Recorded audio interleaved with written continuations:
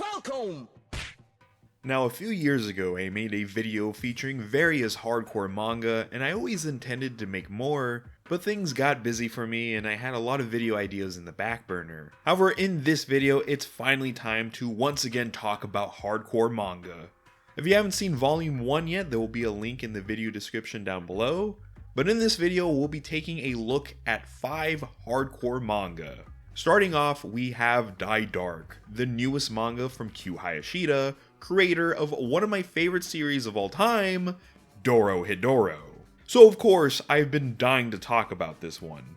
Die Dark follows Zaha Sanko, a carefree, easygoing teen drifting through the darkest depths of space, while avoiding all sorts of space pirates and aliens wanting to kill him.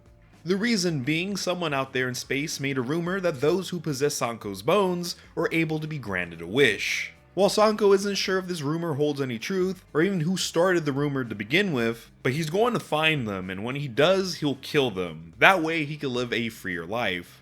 Sanko luckily doesn't have to go at it all alone, as he has Avakion, a fire-breathing skeleton robot thing that is also a backpack who acts as Sanko's slightly overprotective guardian. Then there's Shimada Death, an all-powerful death god that eats souls that initially hung around Sanko for all the carnage he brings with him, before just winding up liking the guy.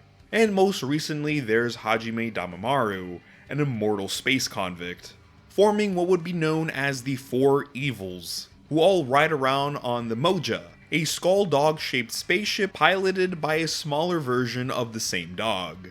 And with a roster of characters like that, you know this manga is absolutely wild. While the cast in Die Dark so far is a lot smaller than Dorohedoro's, they still are supremely likable. You know, despite the fact that they're all murderous psychopaths, but murderous psychopaths I'd want to be friends with. Also like Dorohedoro, this manga is without a doubt hardcore, full of nightmarish violence as seen with Sanko's axe, which horrifically melts the skin and muscles of those it hits, leaving only their bones behind. Bones also being the currency in this manga. Now that's hardcore. As insane as the violence can be at times, there's a very good dose of dark humor to make everything not seem so dark. Speaking of dark, Die Dark very much lives up to its name as Big Dark, as there is a lot of darkness in this manga, and I'm not just referring to the space setting or tone.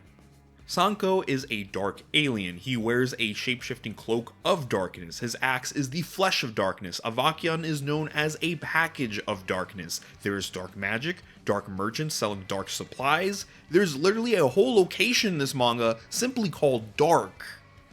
I think you guys get the point here.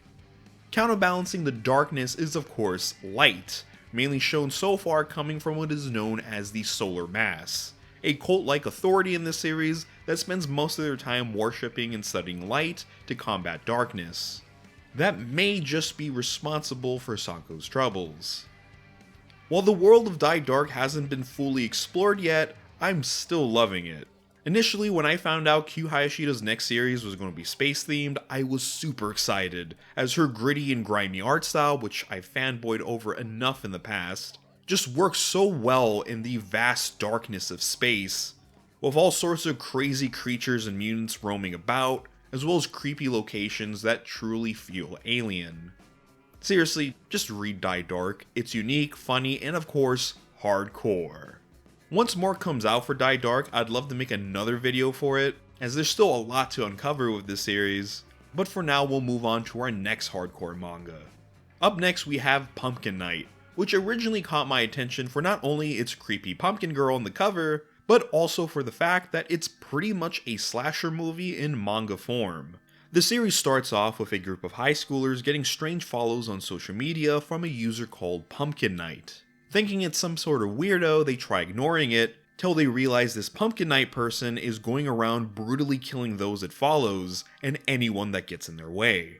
Eventually, the high schoolers discover this Pumpkin Night person may be one of their fellow classmates, Naoko, who was a victim to some intense bullying. During a Halloween party where a prank to humiliate her in front of the whole school goes horribly wrong, severely burning her face, causing her trauma, resulting her to be sent to a mental hospital, she eventually breaks out, and she wants revenge. Again, this manga is very much like a slasher movie, simple plot and characters, with most of the appeal coming from the thrill of Pumpkin Knight stalking her victims, the extreme violence, and campy moments. Since Pumpkin Knight is a manga, it can get away with a bit more than live action slashers in the violence department because, oh boy, this series is gory. It might just be the goriest manga we're going to be talking about in this video. And I've read my fair share of violent manga, but there are some parts here that actually had me cringing in pain and disgust. Let's just say Pumpkin Knight here gets very creative with some of her kills, leaving behind very horrifying but kind of artistic remains for some of her victims. Seriously, I can't show some of the stuff here because I know YouTube would flip. Early into this manga, Pumpkin Knight uses a knife with like an ice cream scooper attached to the bottom, and yeah, you could already start imagining what kind of horrible acts Pumpkin Knight can do with that. And while Pumpkin Knight definitely has the thrills and violence of slasher movies down pat, it also has a lot to show in the campy department. Though some of that may be unintentional, and we'll get into that in a bit. However, definitely one of the craziest things that come out of this manga is that one of the shitheads Pumpkin Knight is after has a dad who is a corrupt politician that is basically just Donald Trump. Like, there's no way getting around it, that's straight up Donald Trump. And there's definitely some hilarity in seeing a Trump-like character try to go against Pumpkin Knight. While this manga does follow a lot of the slasher movie formula, there are some interesting twists in Pumpkin Knight. Like Pumpkin Knight sort of just extending her vengeance to bullies in general, kind of turning into this dark anti-hero, while also inspiring groups of people to become their own Pumpkin Knights and hunt down their own bullies. Which I am looking forward to see how that all plays out, and I'm wondering how far this manga is going to go with the whole slasher thing, since considering how over the top this series can be, we might just have Pumpkin Knight in space or Pumpkin Knight in hell. There's already a crossover with the series creator Masaya Hokazono's other manga, which I should definitely get around to reading at some point, called Evil Avengers, which is currently in the works, and I guess we'll just have to wait and see how crazy things get in this manga's future. While I do enjoy Pumpkin Knight, I do have to give a word of warning to those planning on reading the series. As of this video, there is no official English translation, and the fan translation we currently have isn't the greatest. Now listen, I'm not normally one to complain about fan translations, as at the end of the day, it's a lot of hard work, done completely for free and out of passion, and without it, I wouldn't have been able to check out this manga, or even know about its creator. And I've read all sorts of bad manga translations in my years of reading manga. You know, like the ones that are formatted badly with bad grammar, or those that just feel the need to add swear words to everything just to make it feel more cool. However, what the Pumpkin Knight translation does is change a lot of the dialogue and swap it out for jokes and nonsense. For example, "Oh fudge, I don't like Browntown," or "Holy heartbreak, Batman." On occasion, sometimes this translation helps with the campy slasher nature of Pumpkin Knight, but more times than not, for me personally, it took me out of the experience, as a lot of these added in jokes become really intrusive. And that's just one thing, but occasionally this manga does contain some slurs and very poor edgy jokes thrown in that are totally unneeded, which is a shame. And I would understand if many of you would not want to read this series in its current state for that. Luckily though, our next manga, Kaiju Number 8, you won't have to worry about translation issues, as you could read it officially on the Jump Plus app. Now, Kaiju Number 8 might be the least hardcore among the series being looked at in this video, but it's still full of cool monsters, body horror, and a cool concept to warrant a spot in this video. Kaiju Number 8 takes place in a world attacked by kaiju. While there is a defense force out there using advanced weaponry and body enhancements to combat the kaiju, our main character here, Kafka Hibino, isn't one of them. Rather, he works for the cleanup crew responsible for taking care of the messes these big kaiju battles leave behind. But it wasn't supposed to be that way for Kafka. As a kid, his town was destroyed by kaiju, and vowed to join the defense force to fight them, alongside his childhood friend, Mina Ashiro. However, while Mina would later go on to join the defense force and become a commander, Kafka never passed the qualifying exams. Still slightly bitter from it, Kafka spends his days cleaning monster remains until one day a parasite-type kaiju flies into his mouth, mutating Kafka into a kaiju. While initially freaked out by his initial monster metamorphosis, Kafka decides to make a change in his life by trying out to join the defense force for one final time.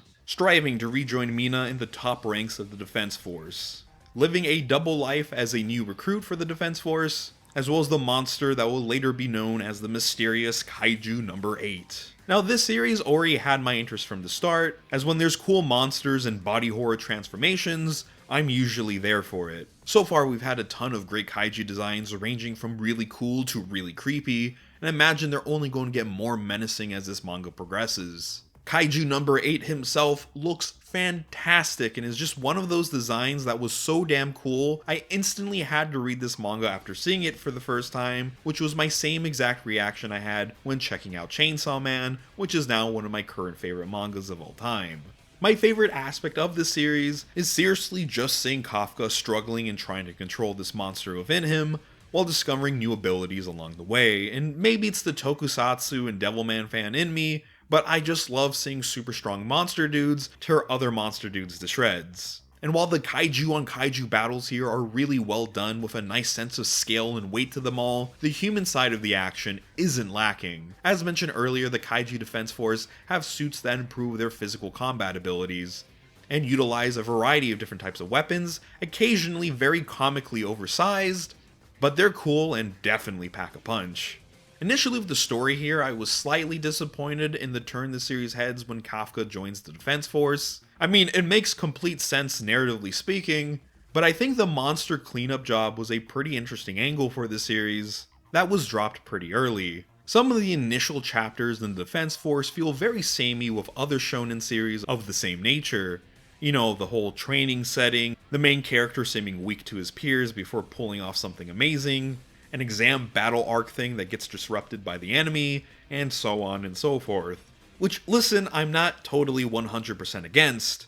I still read and watch a lot of those types of series. But given how unique things were at the start, it is a little sad that it went with this more typical route. At least this manga is able to spice things up in that regard, as while a lot of the new recruits here are young hot-blooded teens you'd expect from these type of series, Kafka is a man in his 30s. Which is a nice twist that makes for some comedy moments here, and is also pretty inspirational in seeing an adult give their long-lost childhood dream another shot. Story-wise though, we haven't seen this series full hand yet, so there's definitely room for some interesting reveals, and learning more about the kaijus in the series and their varieties in power and intelligence, learning more about the Defense Force as an organization, as well as of course how Kafka came to be the way he is. I've had a lot of fun reading the series, and it's been doing incredibly well for itself. It's definitely one of those mangas that you just know as soon as it gets an anime, it's going to be plastered all over the place. So if you're not on that kaiju hype train, you might want to get on board and get yourself familiar. Up next, we have God Mazinger. Because when talking about hardcore manga, you eventually gotta talk about one of the kings of hardcore manga, Go Nagai. If you aren't familiar with the Mazinger franchise, which you definitely should, you don't have to worry too much about that here, as God Mazinger is more of its own thing, which follows Yamato, a rowdy teen with psychic powers, who when he's not arguing with his dad and making sexual comments towards his stepmother, he's harassing his childhood friend and classmates with his powers. However, suddenly Yamato starts getting visions and dreams of a mysterious princess from the lost kingdom of Mu, by the name of Ayla. Yamato becomes infatuated with Ayla, spending every waking moment thinking about her, until one day on a class field trip, he and everyone on the bus is suddenly transported in the middle of a war in another time. This war being between the kingdom of Mu and the Dragonian Empire, who with their advanced technology and savage dinosaur army are devastating the Mu. Still stuck on Ayla, Yamato leaves everyone behind, yeah, not exactly the nicest guy, in order to find Ayla. And once he does, he is told that he is the legendary hero that could save the kingdom of Mu by piloting the God Mazinger. And that's pretty much it. Now this manga is an absolute blast. God Mazinger itself is the biggest highlight of the series, as rather than feeling like a super robot like many of the other Mazingers before and after it, God Mazinger feels like this giant ancient warrior, something along the lines of Daimajin, which I'm sure was the main inspiration here. God Mazinger makes for plenty of amazing entrances that truly feel grand and mighty in scale, reminding me once again why Go Nagai is one of my favorite artists in the industry. This shit is just badass. seeing God Mazinger tear apart armies of dinosaurs and mutant creatures is easily the best part of this manga. Truly hardcore. Like many Go Nagai manga, this series is super creative and absolutely wild at times. The overall story is pretty simple, but it concludes on an insane note, though I guess that's kind of to be expected for Nagai if you've read a lot of his shorter series. However, one of the craziest things about this series to me personally is our main character Yamato. This dude straight up is an asshole.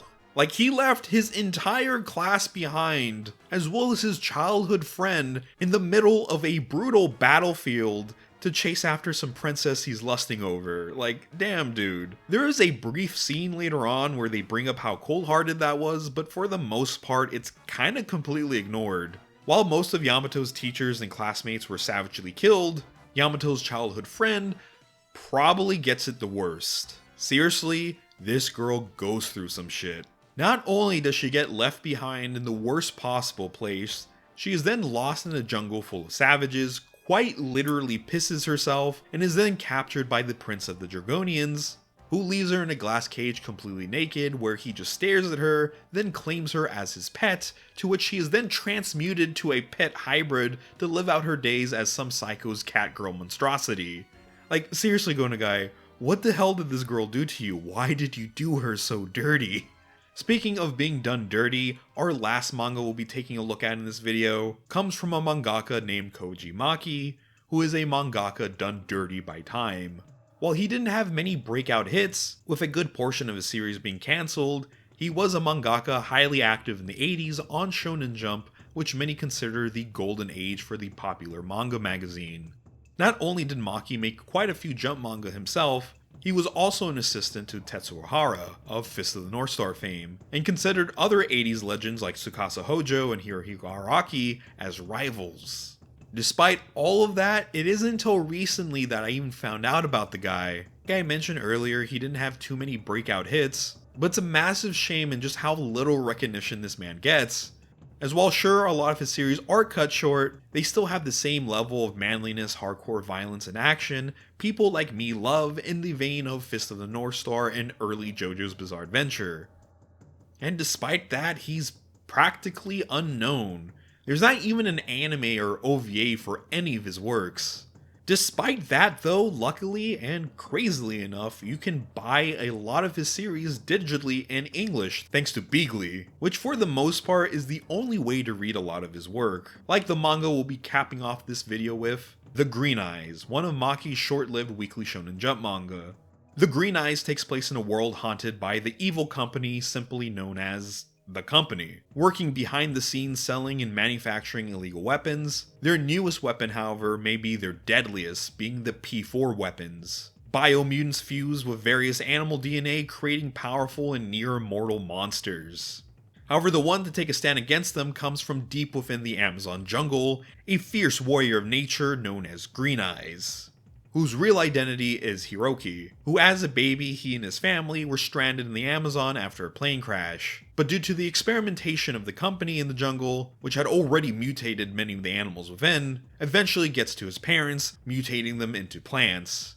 Vowing to return his parents as well as the nature of the Amazon back to normal, Hiroki trained himself to master survival in the unforgiving jungles of the Amazon in order to take on the company. Now, The Green Eyes overall is a very fun and quick read, with it being 3 volumes long, and delivered all I wanted out of it as a super violent action manga from the 80s. I initially chose this manga to be my first read from Koji Maki's works, as not only was it short, but I do love a good jungle setting. Maybe it's just strong childhood memories at the Rainforest Cafe. Unfortunately, only the first volume here takes place in the Amazon, which is a bit of a shame, as the manga did a great job in illustrating the brutality and wonder of a jungle, now full of ungodly monster creations. The story is fairly simple, and while it does end in an insane climactic battle, it never really finishes what it set out to do.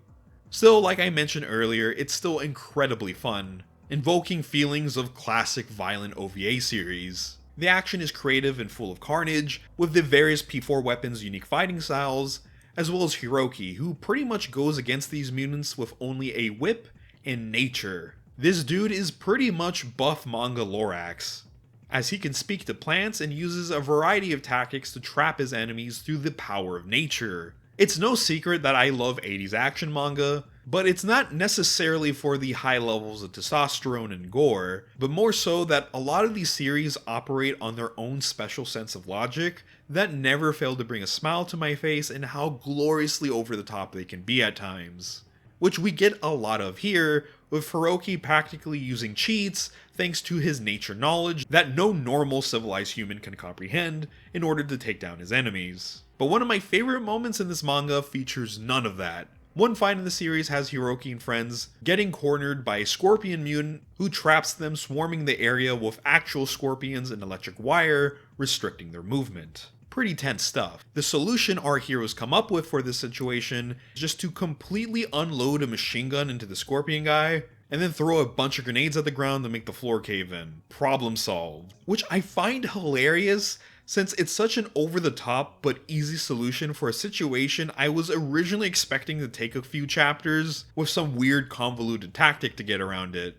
But no, it just gets done in an instant here. If you just want a quick dose of pure 80s action manga, Green Eyes is a fantastic read, and I definitely plan on checking out more of Koji Maki's works, and maybe might just make a whole video on all of them. But for now, we'll wrap up, as I think we've had our fill of hardcore manga for this video. I hope you guys enjoyed it. As always, I'm Mr.FalconPunch. If you enjoyed this video, be sure to like, comment, subscribe if you haven't yet, and maybe check out either my Ko-fi or Patreon page to further support the channel.